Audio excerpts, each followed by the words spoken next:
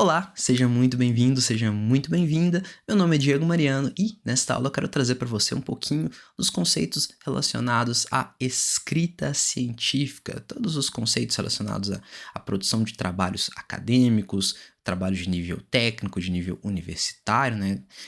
E eu quero falar para você nesta aula um pouquinho tanto dos aspectos técnicos, né, como normas da BNT, quanto estratégias utilizadas, né?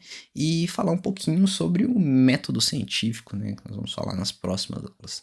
Bom, antes de mais nada, eu quero começar falando um pouquinho sobre minha formação, né, e como isso impacta no viés que eu vou ter para os exemplos que eu vou trazer para essa aula, né? Eu sou formado em bioinformática, né, tenho doutorado e mestrado em bioinformática, né? Então, a bioinformática ela é uma área de pesquisa que ela está intermediária às ciências exatas e às ciências biológicas, né? Então, tudo isso vai impactar nos exemplos que eu vou trazer aqui, né? E em toda a visão que eu tenho de como que a escrita científica funciona. Então, deixar bem claro, né, um adendo aqui, que eu não sou um profissional formado na área de letras, né? Então, isso vai influenciar um pouco na visão. E a visão que eu trago aqui para vocês, os exemplos e todos os trabalhos, eles são baseados na literatura, né, em vários livros e artigos e coisas que eu li, na experiência prática também que eu tive nesses alguns anos que eu tenho atuado na área, né. Então, fica aí esse breve disclaimer, né. Bom, nessa aula, os exemplos que eu vou trazer aqui, que eu vou utilizar, eles foram baseados neste e-book aqui que foi publicado por mim e pela doutora Luciana Santos, né, que é um manual de escrita científica, teoria e prática aplicadas à bioinformática, né, que é um e-book, né, ele apresenta algumas normas, alguns exemplos práticos de aplicações, né, que foram aplicadas em trabalhos publicados por alunos do programa de pós-graduação em bioinformática, né? Então, talvez alguns dos exemplos possam ser adequados a outras áreas, né? Então, que fique bem claro isso, né? Que deixa claro também que eu estou aberto a sugestões, críticas e tal. Então, se você tiver alguma dica, pode falar, que a gente pode fazer uma discussão e pode entrar em contato tranquilamente. Bom, vou começar essa breve aula falando um pouquinho sobre a função do cientista no mundo moderno, né? Então eu trouxe essa frase aqui, né? Que a função do cientista é produzir conhecimento, né? Então, ao cientista é atribuída a missão de compreender problemas que afetam as pessoas e propor soluções a partir de suas observações e experimentos, né? Então, o cientista ele vai estar atuando na sociedade, tentando utilizar o seu conhecimento para tentar observar, tentar detectar problemas e propor soluções, né? E o cientista ele vai se utilizar do que a gente chama de método científico, né? Que é um conjunto de estratégias, né? Conjunto de metodologias, né? Para que você possa validar isso, né? Então, aqui nós temos um breve fluxograma mostrando isso, né? O método científico ele inicia-se do processo de observação, né? Então você detecta um problema e define uma pergunta, né? E aí que entra o papel do cientista, né? Que ele vai formular, ele ou ela, né? Tô falando do jeito genérico, mas vai formular o que a gente chama de hipóteses, né? As hipóteses que então seriam ideias, né, que precisam ser validadas ou então ser analisadas, né? Então, assim, o cientista vai propor os experimentos, né, para validar suas hipóteses e analisar os resultados, né? E conforme o resultado for obtido dessa análise, pode-se ou chegar a uma conclusão ou retornar para etapas anteriores, né? De observação, definição de pergunta, formulação de outras hipóteses, né? E realização de outros experimentos, né? A fim de se obter uma conclusão que chegue a um resultado esperado, né? Ou então talvez um resultado melhor, né? Do que se espera. Bom, em resumo, passo a passo aqui, né? Então, o método científico ele se baseia em expectativas ou em conhecimento prévio, né? O que a gente chama de literatura científica, né? E aí, a detecção do problema vai depender da análise do cientista, né? Então, de uma definição mais ampla, né? E se tem as conjecturas, soluções ou hipóteses, né? E o método científico ele vai tentar, o cientista por si, ele vai tentar falsear, fazer as etapas de falseamento, né? Etapas de falseamento não, tentar realizar o falseamento das suas hipóteses, né? Então, você não pode concluir nada que seja verdadeiro, mas sim tentar propor experimentos para tentar provar que as suas hipóteses são falsas, né? Então, não vamos entrar muito a fundo em relação a isso, porque o objetivo dessa aula não é discutir o método científico, né? Eu só queria falar basicamente que o método científico é o que define o que a gente chama de ciência, né? E muito se ouve, não se deve questionar a ciência, não se deve questionar a ciência, mas a ciência só pode ser questionada por meio do método científico. O que eu quero falar nessa aula, na verdade, é sobre o que a gente chama de metodologia da escrita científica, que é como a gente coloca no papel os resultados obtidos e como a gente comunica para o mundo, comunica para os grupos, comunica para a comunidade científica, para a comunidade acadêmica os nossos resultados, né? Então eu botei aqui essa breve figura aí de uma tesoura, né, para relembrar que essa aula é apenas um breve recorte, né? Uma visão, uma pequena parte, uma pequena análise do que é essa área, né? Então, talvez muita coisa vai ficar de fora aqui do que eu vou falar e talvez algumas coisas, alguns pesquisadores possam ter uma visão um pouco distinta da que eu vou apresentar, né? Bom, eu vou começar falando nessa aula sobre os trabalhos acadêmicos, o que são esses trabalhos acadêmicos, né? Então, são vários, né? São vários tipos de vários níveis, o que vai definir deles é o nível de profundidade de análise entre eles, né? E a gente pode começar citando o que a gente chama de as monografias, né? O que seriam as monografias, né? Monografias talvez sejam os trabalhos mais conhecidos, né? Então nós temos o exemplo mais conhecido, talvez seja o TCC, né? Que é o chamado trabalho de conclusão de curso, né? Que é uma monografia, né? Que é apresentada como requisito para o curso de graduação, às vezes alguns cursos de especialização, né? Não sei dizer se trabalhos técnicos também vão exigir um trabalho de conclusão de curso, né? Mas muitos níveis você vai ter essa necessidade de ter um TCC, né? Para você concluir um determinado trabalho, né? Nós temos outros tipos de monografia, como a dissertação, né? A dissertação já está mais envolvida com o mestrado, né? Então, um grau acadêmico, na verdade, é um trabalho acadêmico que exige que para você obter o título de mestre, né? Então você tem que apresentar uma dissertação, né? Você não apenas tem que redigir sua dissertação, mas você tem que defender sua dissertação, né? E arguir arguir defendendo a sua dissertação com base em outros especialistas na área, né? E você tem a tese de doutorado, né? Que é o trabalho necessário para se obter o título de doutor, ok? Bom, essas são as monografias, em geral são envolvidas com alguma finalização de algum curso, né, ou obtenção de algum título, mas você tem outros tipos de trabalhos acadêmicos, são vários, né, eu trouxe apenas alguns aqui. Um outro tipo de trabalho são os projetos, né, projetos são propostas que você vai colocar no papel para resolver determinado problema por meio do método científico, né.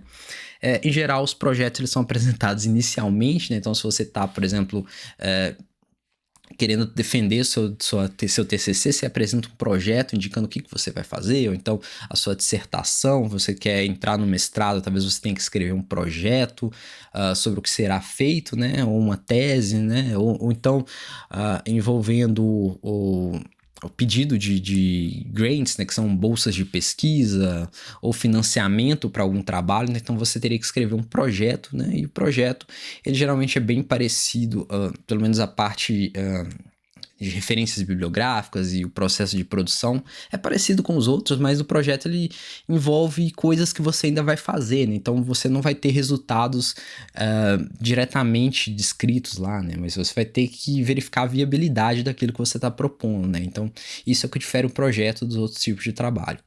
E aí nós temos talvez o que seja um dos mais importantes tipos de trabalho acadêmico, que é o artigo científico, né? Então no artigo científico você vai sumarizar os principais achados de uma pesquisa, né? E esse artigo ele tem que ser apresentado geralmente ao que a gente chama de um periódico, né? Um periódico científico, né? Uma revista científica que vai fazer a validação daquilo. Como que ela vai fazer a validação daquilo? Ela vai receber esse trabalho e vai apresentar um comitê que vai avaliá-lo. Então eu trouxe aqui essa figura aqui, esse fluxograma que demonstra o processo de uma maneira mais generalizada. Então o autor ele vai sumarizar o trabalho dele, né? Pode ser o trabalho que ele obteve, por exemplo, realizou, por exemplo, um doutorado, que geralmente é o que a gente precisa fazer, né? Depois de redigir uma tese, você vai sumarizar os principais achados da sua pesquisa, né? E vai colocá-los em um artigo científico, né? Geralmente artigos eles vão ter uma quantidade de páginas bem menor do que uma tese, né? Geralmente são escritos em inglês, né? Mas temos alguns artigos em periódicos em português, né? Ok? Falar sobre o que é periódico primeiro, né? Bom, periódico, né? A gente chama também de journal, né? Uma revista científica, né? E é uma revista que ela é publicada a partir com base em um período de tempo, né? Então, ou anualmente, ou semestralmente, ou mestralmente, né? Ou mensal, né? Mestralmente, perdão. Ou mensalmente, né? E o periódico, ele geralmente é publicado por o que a gente chama de uma editora científica, uma editora acadêmica, né? Essa editora, então, quando o autor submete um trabalho a um periódico, então esse trabalho ele é recebido por uma equipe técnica, né, ou por um sistema mesmo, né? E aí vai ser recebido pela equipe técnica que vai passar para um editor e vai passar para o que a gente chama de um editor científico, né? E o editor científico vai ser alguém com uma formação mais aprofundada na área de trabalho, né? É importante saber que a editora muito provavelmente não vai ter um especialista na área do seu trabalho, né? Porque muitos dos trabalhos científicos eles são bem especializados, né? Então é muito raro você ter dentro da editora alguém com formação para avaliar aquele trabalho, né? E essa equipe então vai procurar provavelmente um editor científico externo, né? Geralmente um profissional acadêmico com uma formação mais bem estabelecida, né? Geralmente um professor titular, um professor com maior conhecimento, né? Daquela área, né? E esse editor científico, né? Vai receber esse trabalho e vai definir uma equipe de revisores, né? Ele vai escolher, ou com base nos conhecimentos dele, com base em pessoas que ele já conheceu, que talvez tenham um maior conhecimento na área, ou então com base em informações que a própria editora passou para ele, né? Vai selecionar alguns revisores, né? E esses revisores, antes de mais nada, o editor, ele provavelmente ele não vai ler o artigo como um todo, né? Mas ele pode ler partes do artigo, né? E ter alguma visão inicial, né? Mas ele tem que ser... o editor ele tem a visão que ele não vai ser capaz de avaliar completamente o artigo, então ele precisa do parecer de outras profissionais, né? Por isso que os revisores precisam avaliar esse artigo. Então ele vai escolher geralmente já são no mínimo 2 revisores, né? Ou muitas vezes, para se ter uma visão um pouco melhor, se escolhe mais do que 2 revisores, né? Apesar que é difícil você conseguir vários revisores especialistas, né? E os revisores, sim, vão ler o artigo por completo, vão testar a metodologia que você fez, vão validar, vão comparar com outros trabalhos, né? Vão fazer uma análise completa, né? E esses revisores vão dar um parecer para esse editor científico, né? E esse editor, então, vai definir se o trabalho vai ser aprovado ou rejeitado, né? Então, se ele for aprovado, ele passa para a equipe técnica da editora que vai aprovar e vai então publicar o seu artigo, né? Então vai deixar, o que é publicar? Disponibilizar ele para que qualquer pessoa possa acessar, né? Então vão publicar, sei lá, no site oficial deles, né? Ou se for uma revista impressa, né? Então um periódico impresso, ele vai para a parte gráfica, né? Que vai ser entregue para sei lá, para quem for distribuir para os leitores da revista, né, os leitores do periódico, né, e é isso. E aí a parte importante aqui é que a maior parte desses especialistas, né, revisores, editores, são voluntários, né, então a editora, muitas vezes delas são editoras comerciais, né? Então eles vão cobrar ou dos leitores ou vão cobrar dos autores para publicar o trabalho, né, então, e aí eu trago até aqui uma visão um pouco mais... A gente tem uma mudança muito grande ultimamente nessa parte editorial, né? Porque antigamente as editoras, elas eram responsáveis por várias etapas, né? Então elas eram... elas precisavam, por exemplo, encontrar os especialistas para avaliar, elas precisavam produzir o que a gente chama de peça gráfica, né, que é cuidar de todo esse processo de impressão, né, de produzir uma revista física mesmo, né, cuidar do processo de distribuição, né, entregar para os leitores, não apenas para os leitores, mas ela precisava encontrar leitores especializados, né, que eram outros cientistas, né, de universidades do mundo todo, né, então era um processo complicado, é um processo que as editoras, você tinha poucas editoras, né, antigamente, né, mas você tem editoras que já têm séculos de vida, né, então são editoras bem tradicionais, né, e agora na era digital as coisas mudaram muito, né, porque o processo editorial agora, você não precisa necessariamente imprimir o artigo, né? Você não precisa necessariamente encontrar, levar fisicamente os livros nas universidades do mundo todo, né? Levar as revistas impressas, né? Procurar professores especialistas na área, procurar estudantes, pesquisadores na área, né? Tudo isso é feito de maneira mais automatizada na era digital, né? Você tem a internet, né? Então você tem sites, você tem formatos de armazenamento de arquivos. Então se tornou muito mais simples compartilhar informações nessa era digital. Então as editoras, o foco delas mudou muito, né? E você teve um surgimento de muitas editoras, muitos periódicos, né? E algumas delas são problemáticas, né? Porque muitas talvez não se preocupem tanto com a qualidade da publicação, mas se preocupem mais em publicar mais e cobrar taxas dos leitores ou cobrar taxas dos autores, né? Então deve-se tomar cuidado em relação a isso. Eu trago até uma brincadeira aqui, ó, que a função das editoras modernas é atuar como uma espécie de filtro inicial de qualidade, né? Então, qualquer pessoa, qualquer pesquisador pode escrever qualquer coisa, né? E aí, o problema é o seguinte, quando você tem uma quantidade muito grande de artigos, como é que você sabe qual que é o melhor artigo que você deve investir o seu tempo para ler, né? Então, muitas editoras, como se tem uma quantidade imensa de artigos, você costuma olhar o prestígio das editoras, né? E aí eu trago até essa brincadeira aqui, que é antigamente um programa humorístico chamado Cacete e Planeta, né? Que tinha um personagem que é o Seu Creyson, né? E aí eles faziam propaganda de produtos, assim, que não eram produtos muito bons, né? Produtos de qualidade questionável, né? Para falar a verdade, né? E aí no final tinha o Seu Creyson, né? Que era o garoto propaganda lá que batia o carimbo dele e falava: esse eu a garanto, né? Que esse trabalho tem qualidade, né? Então, muitas editoras, elas funcionam assim, né? A editora, ela basicamente, ela vai... A função da editora, não, talvez do periódico, né? Seja garantir a qualidade do trabalho, né? Então, e tem muitas editoras, muitos periódicos que são como o Seu Creyson, né? Que não querem trazer trabalhos de qualidade, né? Querem apenas... sei lá, vender o produto e conseguir dinheiro de taxas de publicação, né? Mas você tem outras editoras, outros periódicos que têm uma qualidade imensa, que tem um processo editorial muito rígido que garante que as metodologias, os resultados obtidos ali, eles foram checados o máximo possível, né? Então, tem toda uma rigidez científica ali que garante que o que está ali é realmente um resultado que pode contribuir com a ciência e você pode ler sem qualquer problema. Sem qualquer problema não, né? Então eu trago aqui algum exemplo aqui, né? Então, alguns exemplos de periódicos que eu trouxe aqui. Um periódico bastante popular, né?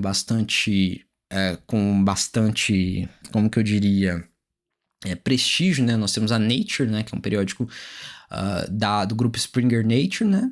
É uma editora com alguns anos, com algumas décadas, né, de vida, né? Que fusionou, antigamente era só o grupo Nature, agora fusionou com a Springer, né?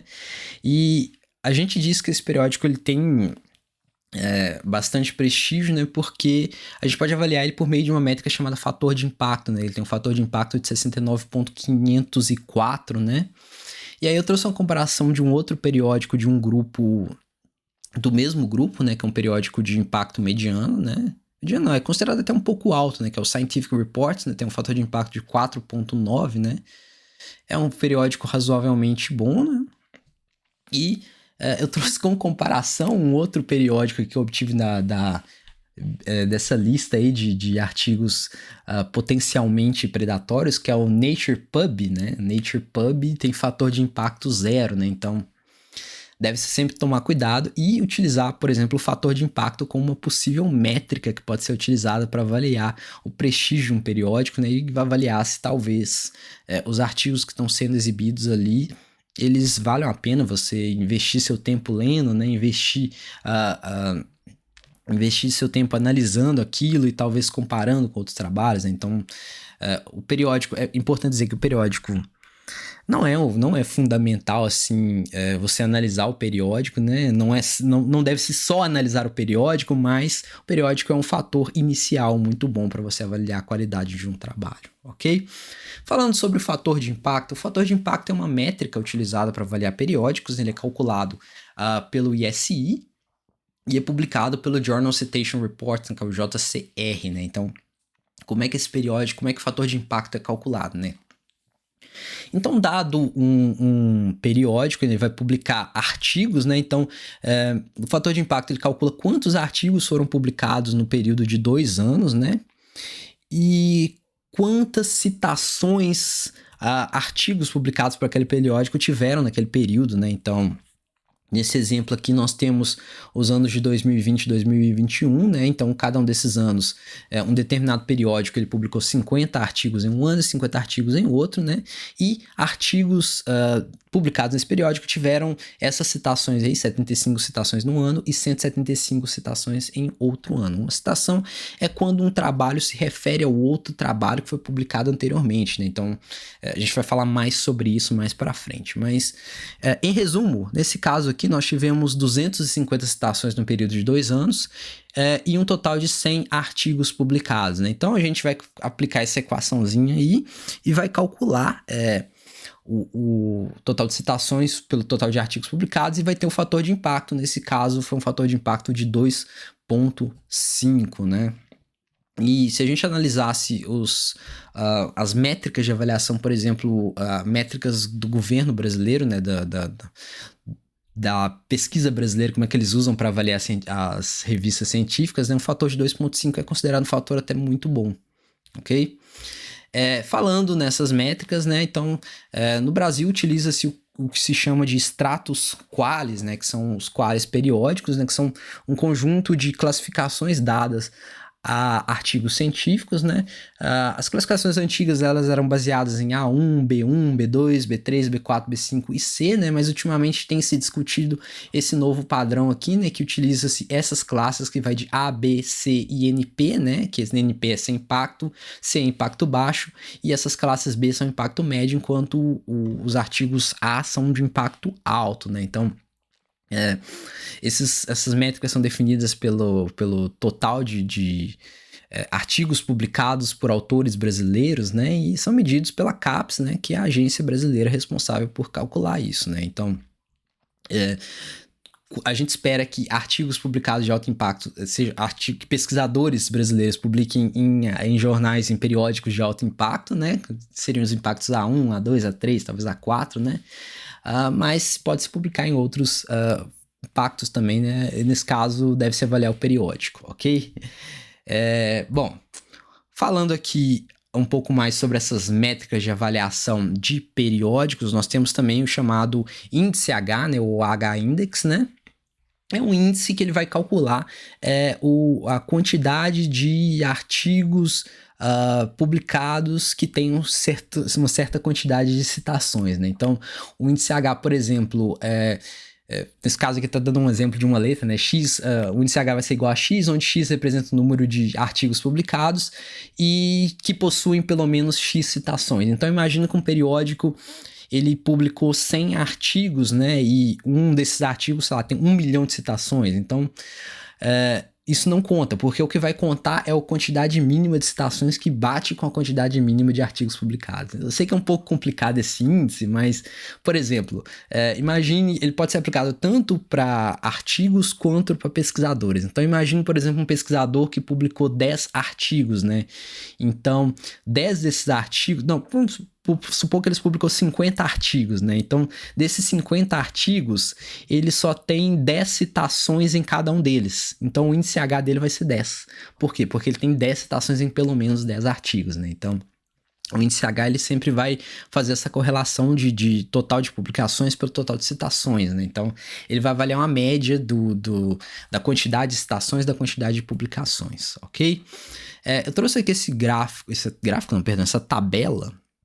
E nessa tabela nós vemos aqui alguns dos periódicos mais importantes, né?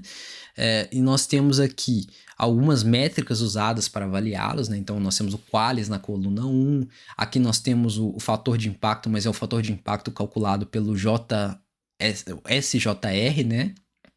E nós temos o índice H, nós temos o total de citações, nós temos a média de citações, né? Então todas essas métricas podem ser utilizadas para avaliar periódicos, ok? Bom, Falando um pouquinho aqui mais, mudando um pouco de assunto, né? Vou trazer aqui o que eu chamo de redes sociais de pesquisadores, né? Então, quando um artigo ele é publicado, né? Ele é publicado no site da revista, né? Provavelmente, né? Talvez se a revista for impressa, ele pode ser impresso, né? Mas ele vai ficar disponível no site da revista. Então, muitas dessas revistas realizam o processo de indexação, né? Nesse processo de indexação, elas disponibilizam esses artigos em bases de dados, publicam em bases de dados importantes. Você tem várias, como PubMed, você tem o Google Scholar, né? E algumas dessas bases de dados, atualmente, elas têm servido também como uma espécie de redes sociais entre pesquisadores, né? Que são locais onde pesquisadores podem ler o trabalho de outros pesquisadores, compartilhar seus próprios trabalhos, comentar sobre esses trabalhos, né? Comentar publicamente, discutir com outros cientistas, né? E isso tem mudado muito a forma como a ciência tem sido feita, né? Então, você tem todos esses fatores, todas essas discussões, todas essas modernidades, né? E aqui eu tenho algumas, o que chamamos de redes sociais, né? Que temos aqui o Google Scholar, né? Que é uma base de busca do Google, né? Para artigos acadêmicos, né? Você tem o ResearchGate, que é um local onde os cientistas podem criar perfis e compartilhar seus artigos, né? Ler artigos de outros pesquisadores, né? E acompanhar a carreira acadêmica de outros pesquisadores, né? E também encontrar artigos relacionados à sua área de trabalho, né? Aqui eu trouxe também o WORCID, né? O pessoal brinca que é o Work ID, né? Que é o identificador de um cientista, né? Então, esse identificador ele surge mais como um problema de indexação, né? Por exemplo, você tem muitos cientistas que têm um nome parecido, né? Então, como é que, na hora que você vai saber qual que é as métricas de cada cientista, né? Quais trabalhos qual cientista publicou, né? Então, isso dava algum conflito. Então, a ideia do ORCID é você ter um número, um identificador único para cada pesquisador, né? Outra plataforma utilizada para isso é o Publons. O Publons é uma rede onde você compartilha as suas revisões, né? Então você está atuando, por exemplo, como revisor de um periódico, né? Então um periódico encaminhou para você um trabalho acadêmico, um artigo para você avaliar, né? Então você vai avaliar esse trabalho, né? Vai escrever seus comentários, você vai dar o seu parecer e vai enviar para o editor, né? O editor que vai decidir se ele vai aprovar ou se vai rejeitar o artigo, né? Mas visando se tem uma transparência maior nesse processo de avaliação, o Publons ele vai permitir que você, por exemplo, compartilhe as suas revisões, as suas considerações sobre os artigos, né? Então você revisou um artigo, você não vai mandar apenas para o editor seus comentários, né? Ou para os autores diretamente, mas você vai deixar isso público para que outras pessoas leiam o que você achou do trabalho, né? E aí você tem uma maior transparência nesse processo de revisão. E o Publons é uma plataforma que disponibiliza isso, né? Outra plataforma que é uma plataforma local, né? A plataforma Lattes, né? O currículo Lattes, né? Tem até aqui uma descrição logo aqui embaixo, né? Que é uma homenagem ao cientista brasileiro César Lattes, né? Que é uma plataforma, né? O Lattes é uma plataforma para você colocar seu currículo acadêmico, né? Você vai colocar qual que é a sua formação, você vai colocar quais são os projetos que você está trabalhando atualmente, se você está atuando como revisor de uma revista, você está atuando como editor, qual que é os últimos artigos, os últimos trabalhos que você publicou em periódicos, né? Se você publicou algum livro, se você tem alguma patente, né? Então todas essas informações vão ficar disponíveis no Lattes, né? E quando você tem um currículo Lattes preparado, você pode compartilhar e participar de, por exemplo, editais aqui no Brasil, né? Se você tem que ter um currículo já pré-produzido, né, para isso, ok? Bom, terminamos então essa parte básica da aula, né, de falando de pesquisadores, né? A seguir, nós vamos falar sobre ética na escrita e nas citações. Bom, vamos falar um pouquinho sobre a ética na escrita e nas citações, né? Falando em relação a esse aspecto da escrita científica, né? Então, para a gente falar da escrita acadêmica, a gente tem que lembrar que a escrita acadêmica é o que a gente chama de corroborativa, né? Então, ou seja, quando você escreve um trabalho, você tem que se basear em outros trabalhos publicados anteriormente, né? Publicados em periódicos conceituados, né? Mas A escrita acadêmica também, um projeto científico, ela deve ser incremental. O que que é incremental? Você também deve, ao escrever um trabalho novo, ao produzir um projeto de pesquisa novo, você deve trazer algo novo, né? Você deve trazer alguma novidade para aquilo, né? Então, por isso que ela é corroborativa, ela se baseia em coisas ditas anteriormente, dita pelos que a gente chama de seus pares, né? Outros cientistas, outros pesquisadores, né? Mas você deve acrescentar algo novo, né? Uma visão nova, uma coisa nova sobre um determinado trabalho, ok? Mesmo se você estiver produzindo, por exemplo, uma revisão da literatura, né, essa revisão já é por si só algo novo, né, porque você está englobando o trabalho de vários outros cientistas em um trabalho único, né, então é um trabalho de sumarização que já se concretiza como algo novo, ok? Bom, trago aqui uma frase, né, que foi publicada por Popper em 2004, né, no seu trabalho A Lógica da Pesquisa Científica, né, e ele diz que todo o aprendizado é uma modificação de algum conhecimento anterior, né? Então, isso retrata um pouco do que eu disse anteriormente, né? Todo o aprendizado, ele tem que se basear em algo que já foi dito anteriormente, né? Quando você faz uma modificação naquilo que já foi mostrado anteriormente, você tem algo novo, né? Então, é algo incremental, como eu disse anteriormente. Bom, trago aqui outra frase, né, importante, que é: as afirmações fortes devem ser corroboradas por outros trabalhos. Então, uma afirmação forte tem que ser corroborada por resultados mais fortes, resultados fortes também, né? Então, se você tá fazendo uma afirmação forte no seu trabalho, você tem que se basear em outros trabalhos. Ok? E a gente faz isso pelo que a gente chama de citações, né? Quando a gente referencia e podemos até dizer que prestigia o trabalho de um outro acadêmico, né? Então você demonstra que aquilo que você está falando já foi dito anteriormente por outro pesquisador. E aí, quando eu falei agora há pouco que evidências, como eu disse, afirmações fortes, afirmações referentes a descobertas fortes, elas dependem de evidências fortes, né? Então, quando você está produzindo uma pesquisa inovadora, né, e está afirmando algo que seja muito forte, uma coisa que que cause uma mudança muito grande, né? Você tem que ter evidências muito fortes daquilo que você está escrevendo, né? Então, por isso que você tem que participar de ter um método, não ter, né? Eu diria que você tem que descrever de uma maneira mais forte, né? Não descrever de uma maneira forte, eu diria que você tem que provar aquilo de uma maneira mais forte, né? Provar com evidências mais robustas, né? Então, avaliar aquilo de uma maneira mais robusta. Bom, vamos voltar para o trabalho acadêmico, né? Vamos falar aqui da parte mais técnica, né? Então, nós estamos falando aqui sobre o método do trabalho acadêmico, né? E estamos falando sobre as citações, né? Citações, elas podem ser de diversos tipos, né? Eu trago aqui um exemplo, talvez um exemplo mais simples, sejam as chamadas citações diretas, né? Citações diretas é quando você referencia diretamente o trabalho de um outro autor. Então, quando você está fazendo uma citação de uma coisa mais que envolve poucas linhas, né? Acho que até 2 linhas, você pode fazer o que a gente chama de citação direta, colocando o trecho falado pelo outro autor entre aspas, né? Então, se você quer citar diretamente alguma coisa, você coloca o que o outro autor disse entre aspas e você define quem é esse autor, né? Então, olha esse exemplo bobo aqui. Segundo Benjor, o Brasil é um país tropical, né? Então, você pega a fala do autor e coloca entre aspas e define quem falou isso, quando falou isso, ok?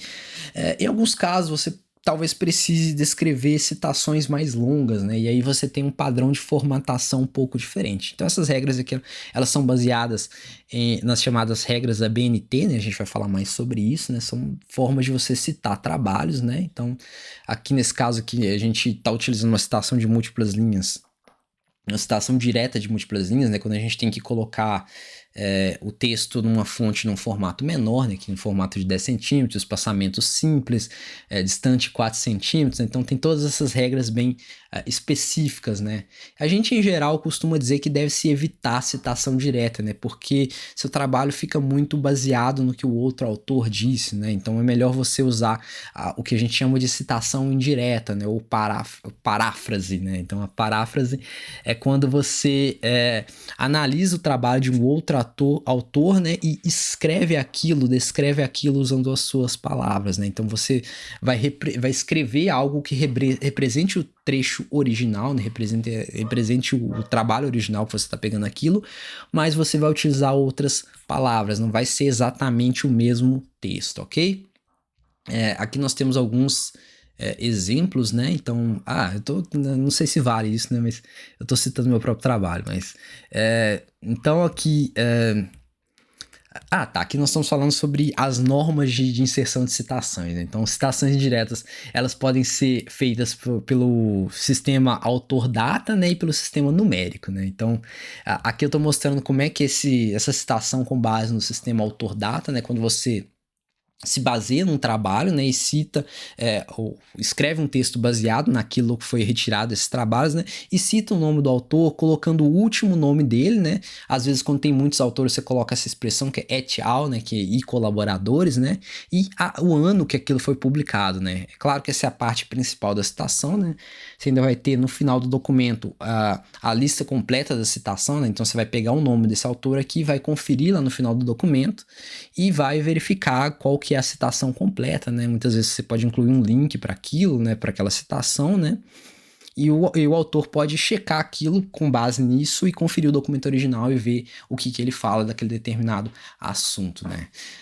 Aqui eu trouxe a norma responsável por isso, né? Então, a norma BNT, né, que é a norma da Associação Brasileira de Normas Técnicas, né? Então, existe uma norma que regulamenta a forma como devemos fazer essa citação, né? Que é a NBR 10520, né? Então, você pode conferir essa norma aí, podem pesquisar mais sobre ela, ok? Nesse exemplo aqui nós temos um exemplo de paráfrase, né? Então, a qual eu peguei vários autores, né? E peguei um pouco da ideia desses autores e trouxe aqui uma explicação sobre o que seriam essas enzimas aí, né? Bom, aqui nós vemos como que a citação ela é feita no documento, né? E a referência a gente pode ver aqui no final. Geralmente ela fica no final do documento, né? E com base nessas informações aqui, você tem os autores todos, o título do artigo que foi publicado, né? Qual que é o periódico, qual que é o ano, o número da edição, né? Isso, com essas informações, o autor já consegue pesquisar e encontrar esse trabalho original para reescrevê-lo, ok? Bom, aqui nós temos o sistema de citação numérico, né? Eu particularmente prefiro esse sistema, né? Qual cada artigo citado vai receber um número, né? E aí no documento você simplesmente, em vez de colocar aqui por Mariana, et al, tal, Giuseppe, Young e tal, você simplesmente vai lá e coloca o número daquela citação, né? Então é mais fácil de encontrar no próprio documento, ok? Bom, voltando a falar sobre as regras ABNT, agora vamos falar um pouquinho mais sobre as regras de formatação do texto, né? Então, bom, as regras da BNT elas vão definir um conjunto de regras para você escrever e redigir o seu manuscrito, né? E a ideia com base nisso é que você tenha trabalhos formatados com padrões idênticos, né? Não idênticos, mas eu falo formatações idênticas. Imagina que você está entregando um trabalho para uma universidade, você está entregando para um grupo de pesquisadores, né, que vai revisar o seu trabalho, né? E você está, por exemplo, uma banca de TCC, por exemplo, né? Imagine se cada pessoa que for entregar o trabalho entregar num formato diferente, né? Então a banca pode ficar perdida tentando encontrar onde é que está cada informação, né? E isso atrapalha no processo de você entender o que está no trabalho, qual que é o principal objetivo daquela pesquisa, né? Se aqueles objetivos foram alcançados ou não, né? Então, a ideia dessas regras é criar uma estrutura geral, um arcabouço, para que os autores consigam descrever o que eles fizeram, né? E para que os avaliadores consigam encontrar facilmente o que foi feito, o que foi alcançado e possam se focar na parte mais importante, que é a parte científica, que é discutir a ciência, e não discutir se está formatado certo ou não, né? Então, por isso que é importante a gente seguir essas regras, né? Eu trouxe aqui algumas regras, alguns padrões que foram obtidos das regras da BNT, né? Nesse caso aqui são regras de formatação que foram obtidas do programa de pós-graduação em bioinformática, né? Mas muitos programas adotam padrões parecidos, né? Com algumas poucas diferenças, né? Mas caso você encontre, é importante consultar sempre as regras do local para onde você está submetendo o seu trabalho, né? Então aqui alguns desses padrões, né? Geralmente nós utilizamos o papel internacional do padrão A4, né? O padrão A4 é um padrão de folhas, né, que se utiliza, que tem essa medida ali, né, que é 210 milímetros por 297 milímetros de altura, né? Em geral nós escrevemos texto com padrão 1,5, né, que é o mais recomendado, né? Mas alguns laboratórios, alguns grupos de pesquisa, algumas universidades gostam de utilizar o padrão duplo, né, porque ele facilita um pouco a leitura do texto, né? Então o texto está mais separado, facilita um pouco você ler. Bom, em relação às margens, temos margem superior de 3, inferior 2, direita 2, esquerda 3, né? Fonte geralmente Times New Roman ou Arial, tamanho 12, né? Alinhamento justificado e parágrafo, que é o recuo do parágrafo de 1,25, né? Aquele espaçamento na primeira linha, certo?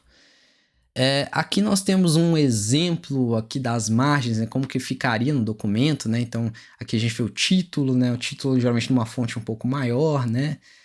Em negrito, tamanho de 16 pixels, né? Aqui o texto principal, né? Você vê que tem algumas margens aqui, né? Em geral, na primeira linha a gente não aplica espaçamento, certo? Não aplica o que a gente chama de recuo, né? O recuo ele é dado nos parágrafos seguintes. Bom, então esse aqui é um exemplo básico de formatação. A seguir nós vamos falar um pouquinho mais sobre as partes de um trabalho acadêmico. Bom, vamos começar a falar das partes de um trabalho acadêmico. Eu trouxe essa figura aqui que foram obtidas nesse site, que é um site muito bom, eu recomendo, né, que é o normasabnt.org, né? Então, se você está produzindo um trabalho acadêmico, em geral, uma dissertação, uma tese, ou um TCC, né, ou um projeto de pesquisa, né? Em geral, artigo a gente não usa essa formatação, né? Mas vocês vão ter na estrutura interna, talvez vocês vão encontrar elementos parecidos, né? Mas um trabalho acadêmico, né? Vamos considerar, por exemplo, um TCC, que é um exemplo mais simples, né? Ele vai ter alguns elementos, né, que a gente chama de elementos pré-textuais. Nós temos os elementos pré-textuais são os elementos que vêm antes do texto principal, né? Como capa, folha de rosto, sumário, né? E nós temos o texto principal, né? Que é o trabalho por si, né? Que vai ter a introdução, o método, a metodologia que você utilizou, né? Quais são seus resultados, né? Quais são suas conclusões, né? E nós temos o que chamamos de elementos pós-textuais, né? Que são as referências que foram utilizadas, né? Se você incluiu algum anexo, apêndice, né? Contracapa lá no final, né? Contracapa é a folha, aquela capa final.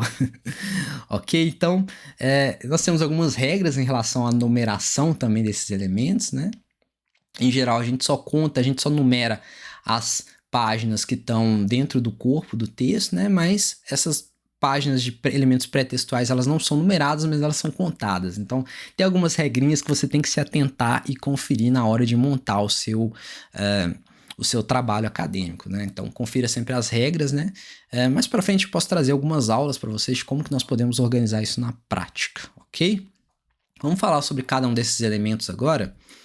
Vamos começar falando sobre os elementos pré-textuais, né? Os elementos pré-textuais, né? O primeiro deles é a capa, né? A capa onde você vai apresentar qual que é o nome da instituição. Aqui nós temos algumas regras, né? Temos até os tamanhos de fonte, né? Nome de autor, tamanho do nome de autor, título do trabalho, né? Cidade e ano, né? Então, todas essas informações têm que ir na capa. E nós temos também a chamada folha de rosto, né? Que é bem parecida com a capa, né? E fica geralmente na folha posterior, né? Da capa, após a capa. E você vai ter as informações que vão estar na capa, mas vocês vão ter, por exemplo, informações sobre aquele trabalho, né? Sobre onde que aquele trabalho está sendo apresentado, né? É um trabalho de quê? De mestrado, de doutorado, é um trabalho de conclusão de curso, qual que é a escola, qual a universidade, qual a instituição, né? Quem é o orientadora do trabalho, né? Essas informações, elas vêm na contracapa, na folha de rosto, né? Aí você tem outras coisas como ficha catalográfica, né, que geralmente é atribuído depois da aprovação do trabalho, né? Assim como a folha de aprovação, né? Isso vem depois, né? Então geralmente o trabalho acadêmico ele vai ser revisado, né? Vai ser avaliado por uma banca ou geralmente por outros pesquisadores já formados, professores, né? E essas informações elas vão vir depois, ok? Bom, antes de você entregar, você pode incluir algumas informações opcionais, como dedicatória, epígrafe e agradecimento. São todas informações opcionais, né? Você pode adicionar ou não, vai depender do autor, ok? Bom, além desses elementos pré-textuais, nós temos outros, né? Começando com lista de figuras, né? Então todas as figuras que você citar no seu texto, elas têm que estar referidas nessa lista, né? Tem que ser citado a página na qual ela aparece, né? E, geralmente o Word tem ferramentas que fazem isso para você, ou outros editores também têm ferramentas que fazem isso para você, desde que você utilize o método certo de você usar essas ferramentas, né? Você pode utilizar LaTeX, por exemplo, o Word, o Google Docs também faz isso, então OpenOffice também faz isso, LibreOffice, né, faz isso também, então muitas ferramentas possuem métodos automáticos de você preencher isso, né? Então tome cuidado, não faça isso manualmente, né? Que eu já vi casos de autores simplesmente ir manualmente alterando lá e definindo qual página que tá cada elemento, né? Então isso não é uma boa prática, né? E aí se você mexer qualquer coisa, toda essa lista muda. Ok? Tome cuidado com isso. Geralmente a gente inclui listas de figuras, né, quando se tem pelo menos 10 figuras no trabalho. Então, se você tem poucas figuras, você não inclui essa lista de figuras. O mesmo vale para a lista de tabelas, né? Colocada em sequência, né? Lista de abreviações. Todas as siglas que você utilizou no seu trabalho, você tem que ter essa lista, né? Você tem que indicar isso no começo, né? Porque quando a pessoa está lendo o seu trabalho, ela vai ter que consultar. Muitas vezes você declara uma lista uma sigla no começo, né? Geralmente a gente declara uma sigla, coloca a definição dela só na primeira vez que a gente declara, né? E depois você repete a sigla várias vezes e a pessoa muitas vezes se perdeu, né? Tem muitos trabalhos técnicos que envolvem muitas siglas, né? Então, muitas abreviações e a pessoa pode se perder. Então, é importante você criar um local que você vai listar todas essas abreviações, todas essas siglas, todos esses acrônimos, né? E uma coisa que eu coloco também é opcional, né? Produção acadêmica, né? Assim, no caso, se você está defendendo uma dissertação, defendendo um mestrado, um doutorado, é bom você colocar a produção acadêmica para demonstrar, por exemplo, se o conteúdo que está ali apresentado ele já foi publicado como um artigo científico, né? Então, ele está indo além daquele documento, né? É opcional, ok? Muita gente prefere não adicionar isso, ok? Tem outros tipos de trabalho também que envolvem diretamente você incluir o artigo, né? Você só faz uma breve introdução e inclui o artigo da sua publicação ali, ok? Bom, ainda em elementos pré-textuais, nós temos um elemento muito importante que é o resumo. O resumo é uma parte vital no seu trabalho, né? E é no resumo que você tem que incluir uma descrição completa do seu trabalho em poucas linhas. Então, em poucas linhas, você tem que contar tudo que foi feito ali, sem esconder nada, revelando tudo de mais importante que você tem nesse trabalho, né? Geralmente um resumo, ele vai ser bem curto, né? Você vai ter de 250 até 500 palavras, né? Recomendado, mas isso vai depender de acordo com as recomendações, as características, as regras do local onde você está enviando aquele trabalho, né? Mas geralmente é mais ou menos isso, de 250 a 500 palavras, ok? Em geral, a gente costuma dividir. Um resumo geralmente é um parágrafo único, né? Mas a gente estruturalmente adiciona algumas categorias, né? Tem algumas regrinhas que a gente... Alguns macetes, não é bem uma regra, né? Pra gente escrever um resumo bem. Vou falar mais pra frente nas próximas aulas ou no final desta aula, ok? Além do resumo, você tem que incluir o que a gente chama de abstract, né? Que é o resumo traduzido para a língua inglesa, né? Para você indexar qualquer trabalho que não seja escrito em inglês, você tem que ter o título em inglês e o resumo, o abstract, produzido em inglês, né? Então, se você tem dificuldade com a língua inglesa, uma solução... existem ferramentas de tradução automatizada, né? Que não vão traduzir 100% correto, mas vão te dar um resultado bem... um resultado bom, né? Uma tradução razoavelmente boa, né? E aí você pode utilizar isso para auxiliar nos processos de tradução, né? De tradução para a língua inglesa, né?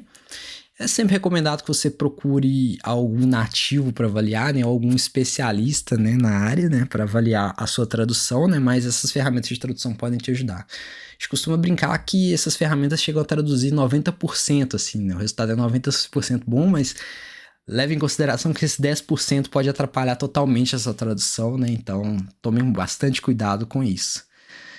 Uma brincadeira que eu gosto de fazer é que, tipo, quando você escreve, você usa esses tradutores automáticos, tentem depois reverter a tradução, né? Se você traduziu para o inglês, pega lá o mesmo texto, o mesmo resultado que ele fez e joga lá e tenta traduzir de volta para o português, né? E aí você vai ver que o que ele errou completamente, se está fazendo sentido a tradução dele ou não, né? Comparando com o que você escreveu original, né? E tome bastante cuidado com isso, com esse processo de tradução. Aqui você tem o sumário, né, que é o índice de páginas, né? O sumário, ele vai listar todas as seções, todos os capítulos, subseções, etc e tal. Ok? Bom, agora eu quero falar sobre o corpo do trabalho, né? Então, no método de produção no método do trabalho científico, né? O corpo do trabalho é a parte principal do seu trabalho, né? É onde você vai incluir a introdução, né, do seu trabalho. O que é a introdução? Você vai descrever, por exemplo, qual que são as referências bibliográficas que citam, né? Qual que é o contexto daquele trabalho, né? O que a área de pesquisa engloba, né? Então, geralmente você começa de uma área, de um aspecto um pouco mais amplo e vai especificando para um problema específico, né? Até que você chega no principal foco do seu trabalho, né? Então, você começa falando da área um pouco mais ampla, né? Por exemplo, eu tenho um viés muito grande na área de biológicas, mas a gente começa falando de proteínas são macromoléculas e tal, e vai afunilando isso e falando de uma parte mais específica, né? É um pouco mais desafiador quando você está em áreas interdisciplinares, né? No meu caso, a gente mistura muito área biológica com a área computacional, né? Então tem que falar de proteínas, mas eu tenho que falar também das áreas computacionais, por exemplo, inteligência artificial, né? O que é. Então você tem que saber dosar um pouco isso, mesclar uma coisa com a outra. Mas o conselho que eu dou é sempre começar de um aspecto mais amplo e ir afunilando até chegar no seu problema específico, né? Então, isso é que você tem que incluir na sua introdução. Então, na sua introdução, lembrando que você vai fazer o referencial bibliográfico, né? Então, o referencial teórico, né, que a gente chama, né? Então você tem que descrever a área, mas você tem que se basear em outras publicações, né? Você tem que basear em que outros autores disseram, que outros livros falam sobre determinada área, né? Apesar que você pode incluir coisas originais, mas sempre lembrando que afirmações fortes requerem citações, requerem corroborações de outros autores, né? Sempre lembrando disso. Bom, em um trabalho de conclusão de curso, você geralmente inclui uma seção de objetivos, né? Qual que é o objetivo desse trabalho, o objetivo geral do seu trabalho, né? Você vai colocar uma frase descrevendo qual que é o principal objetivo que você espera alcançar, né? E, em sequência, você pode colocar uma subseção para descrever objetivos específicos, né? Então, uma lista de objetivos que você vai concluir durante o seu trabalho, né? Por exemplo, eu quero resolver um problema biológico de alguma coisa relacionada a proteínas usados na produção de biocombustíveis, né? E aí, durante esse processo, quais são os objetivos específicos que você alcançou, né? Então, construir uma base de dados específica para disponibilizar dados sobre essas proteínas para outros autores, né? Então, tudo isso tem que ser descrito nessa seção. Não colocar os resultados, né? Só colocar objetivos que você vai ter aí, ok? Bom, em geral, né, num artigo você não tem uma seção própria para objetivos, né, você inclui seus objetivos na introdução mesmo, né, que tem que ser bem condensada a sua introdução, né, isso é que difere um artigo científico, um artigo acadêmico de um trabalho de conclusão de curso, né, ou de uma tese ou de uma dissertação, né, que você vai ter um espaço maior para escrever um pouco mais. Ok? Enquanto no artigo você tem que ser mais direto ao assunto, né? E colocar ser mais conciso, né? Colocar mais só a parte mais importante. Bom, em relação ao corpo do trabalho, você tem uma seção denominada, geralmente denomina como material e métodos ou como metodologia, né? Que é uma seção onde você descreve todos os experimentos que você fez, né? Você descreve em detalhes, né, o que você fez, né? Então você vai colocar lá quais são, eu executei o programa tal para fazer isso, então fiz uma coleta de dados na base de dados tal, utilizando os parâmetros tal, mas aí você tem que tomar cuidado para não entrar em muitos detalhes desnecessários, né? Detalhes triviais, como por exemplo, usei o programa X, para instalar o programa você deve acessar tal, clica no botão avançar, não é isso, você tem que explicar de uma forma que outras pessoas consigam reproduzir, mas sem entrar em detalhes desnecessários, ok? Então essa é a seção de materiais e métodos. Bom, no trabalho nós temos também a seção, talvez uma das mais importantes, que é a seção de resultados e discussão, né? Então nessa seção você já descreveu seus experimentos anteriormente, né? E aí você vai diretamente colocar o que você obteve de resultado. E aí nessa seção você também vai colocar figuras originais, textos originais, né? E vai discutir os seus resultados conforme o que outros autores disseram. A gente pode falar mais sobre isso mais pra frente? Só pra gente passar rápido por essa parte, aí tem a seção de conclusões, né, ou conclusão, né, onde você vai colocar um parágrafo descrevendo tudo que você achou no seu trabalho, né, e você opcionalmente pode acrescentar uma seção de perspectiva, né, que é com base no que você achou, o que mais pode fazer em trabalhos futuros, né, então muitas vezes um trabalho de conclusão de curso ele tem uma limitação de tempo, então não dá para você resolver todos os problemas do mundo, né. Então, ou todos os problemas da área, né, que você tinha esperado resolver, né? Mas você pode ter ideias que você pode utilizar no futuro, né, em trabalhos futuros. Então, é bom você ser claro sobre o que mais pode ser feito, né? Quais são os achados que podem ser utilizados e quais são outras técnicas, outras metodologias que podem ser adotadas, né? Então, tudo isso pode ser colocado na seção de perspectivas.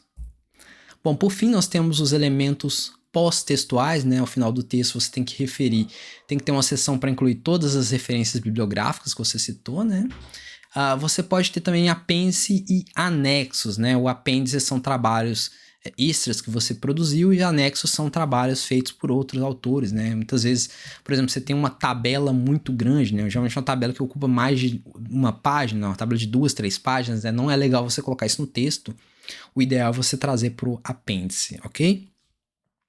Anexos muito grandes. Então, por exemplo, você rodou um programa lá e deu 50 páginas, né? Então, isso não faz sentido você incluir nos anexos, né? Então, se fosse algumas páginas só, talvez faria sentido, mas uma quantidade muito grande é melhor você manter em meio digital, né? Então, coloca só um link referenciando ou algo assim, ok? Sempre que você tiver coisas extras do seu trabalho, é importante você referenciar no seu texto, né? Porque você tem que ter o máximo de transparência. Bom, em relação ao trabalho acadêmico, eu quero trazer também algumas dicas que podem ser utilizadas durante a escrita do seu trabalho, né? E eu vou começar falando um pouquinho sobre o tempo verbal, né? Então, geralmente, artigos e monografias são escritos no passado, né? Com exceção das conclusões e das perspectivas, né? Que pode ser escrita no futuro, no presente e a perspectiva no futuro, né? E sessões de métodos, resultados, né? E discussões de projeto podem ser escritos com verbos conjugados no futuro, né? E em relação à pessoa, né? Em português, né? A gente costuma escrever na terceira pessoa, né? Então, você pode utilizar a primeira pessoa em casos específicos, mas tome bastante cuidado, né? Em especial, por exemplo, na monografia é um trabalho individual, né? Então, não é recomendado você utilizar coisas como nós realizamos isso e isso, né? O correto seria eu realizei, mas não fica muito legal, né? Então, muita gente prefere utilizar a terceira pessoa, né? Que é realizou-se e tal. Em inglês é mais comum você encontrar artigos escritos na primeira pessoa do plural, né? Que é we performed, we realized, coisas assim, ok? Em relação à voz, você pode utilizar tanto voz passiva quanto voz ativa, né? O uso da voz ativa deixa seu texto mais direto, né? Mas em português a gente pode utilizar a voz passiva, né? Mas é recomendado que você intercale trechos em voz passiva com voz ativa, né? Para facilitar um pouco, melhorar um pouquinho a estrutura do seu texto, né?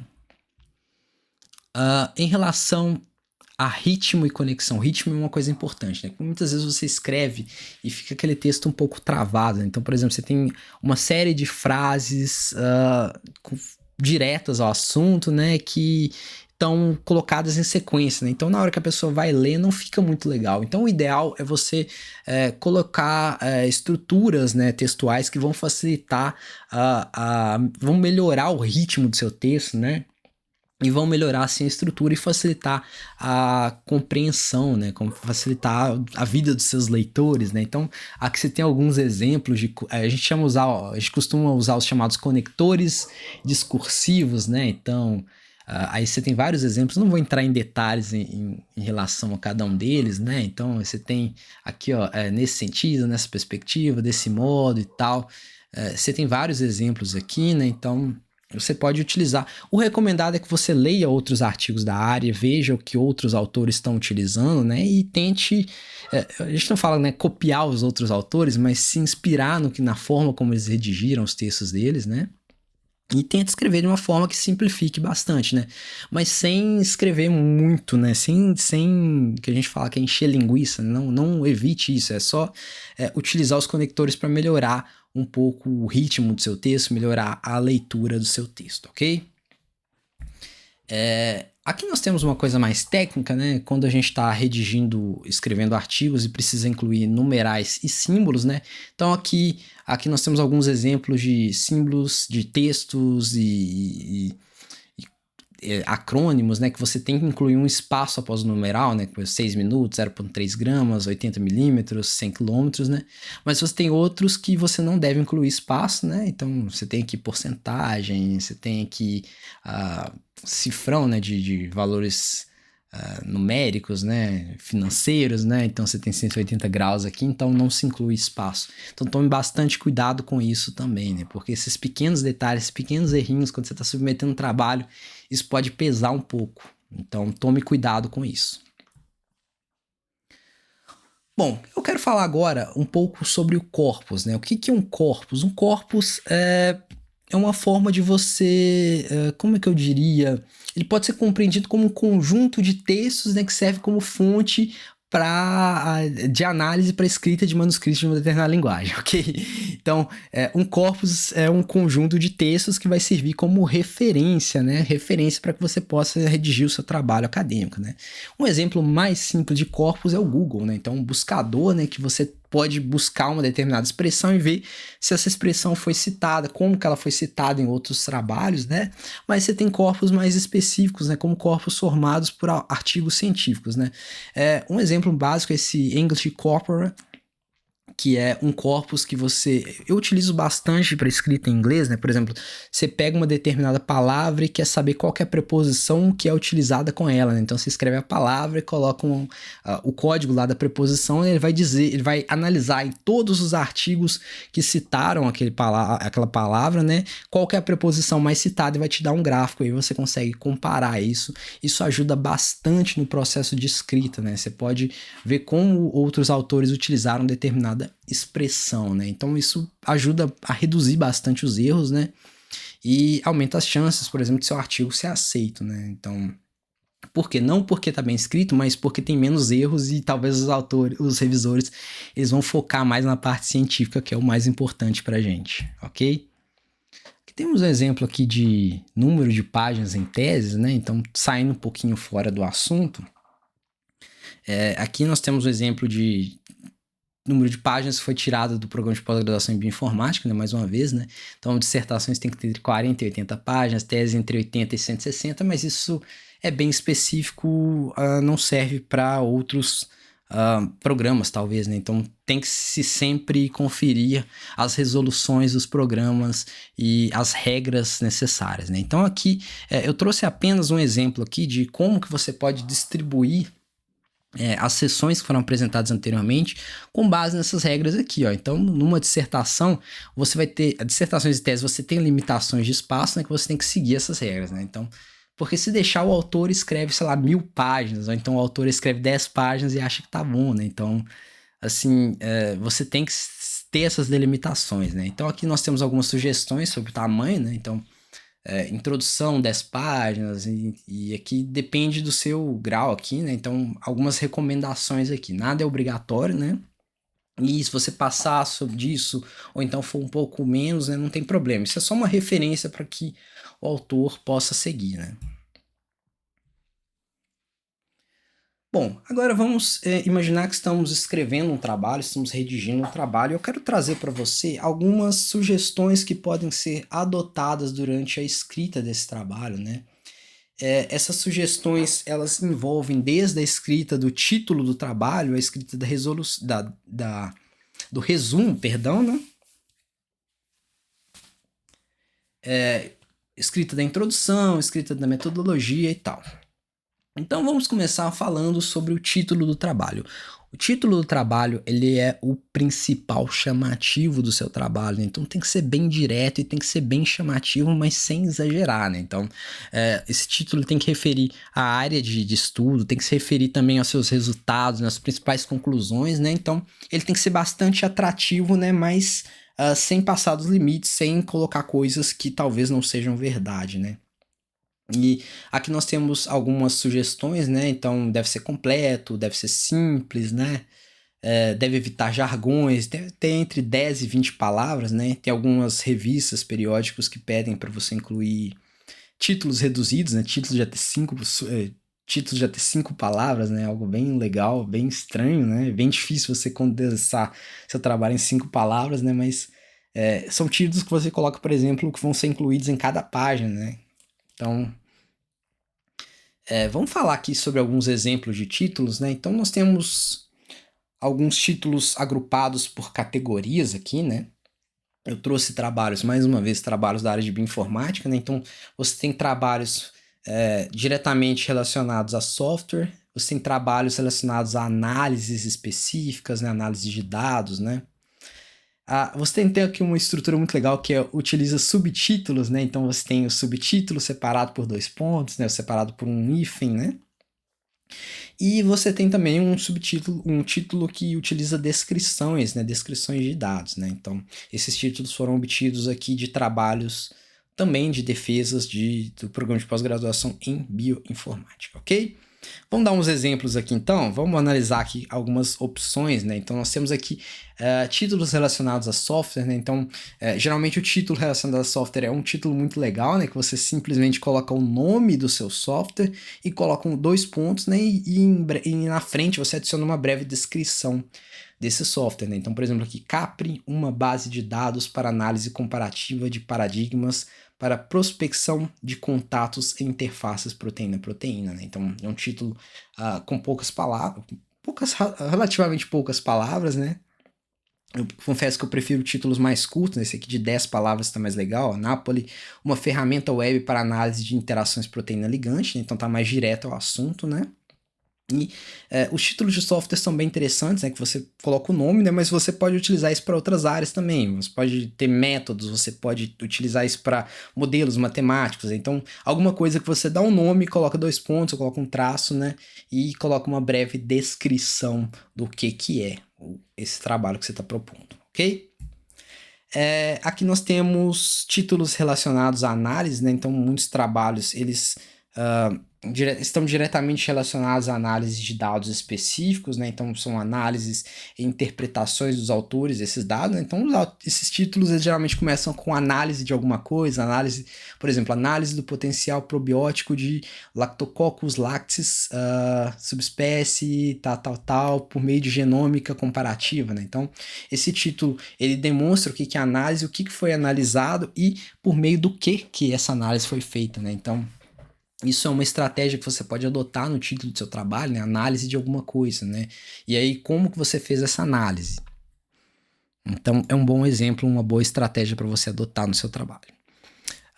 Você tem aqui também a opção de subtítulo, né? A opção de subtítulo, ela entra muito é muito parecido com aquela opção de software, né? Então, você coloca um nome, né? E uma breve descrição. Nesse caso aqui, você coloca o que foi feito e uma breve descrição do que foi feito, né? Então, você separa tudo com 2 pontos, você separa com um traço, né?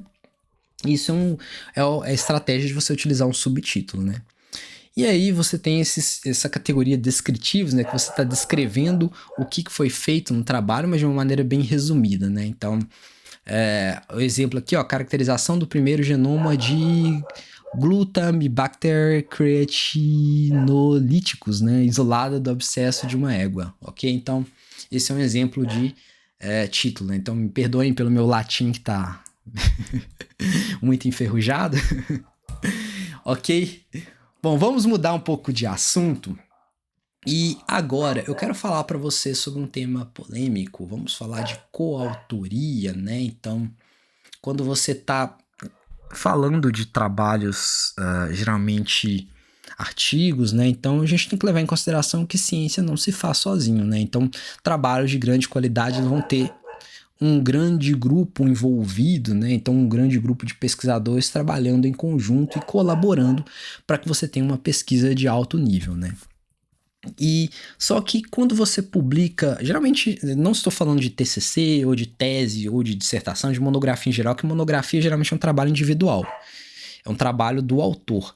Mas quando você tem um trabalho em grupo, né, um trabalho pode ser um artigo científico, né? Pode se basear numa dissertação, pode se basear numa tese, mas ele deve incluir outras análises, outras visões, né? Outros trabalhos de outros autores, né? Para que você tenha um artigo mais completo, um trabalho mais completo, que sumarize uma pesquisa numa área, né? Então, um artigo ele vai ter mais autores.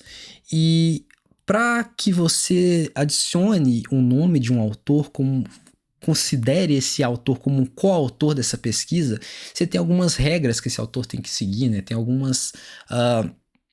não é qualquer pessoa, qualquer trabalho que foi feito que tenha relação com a área que deve ser incluído, ou que o autor tem que ser incluído como coautor daquele trabalho, né? Então, você tem um mínimo que um autor precisa fazer, né? Então, aqui nós temos algumas sugestões e possíveis contribuições para que um autor possa ser considerado como um coautor, para que um pesquisador possa ser considerado como coautor de uma pesquisa, né?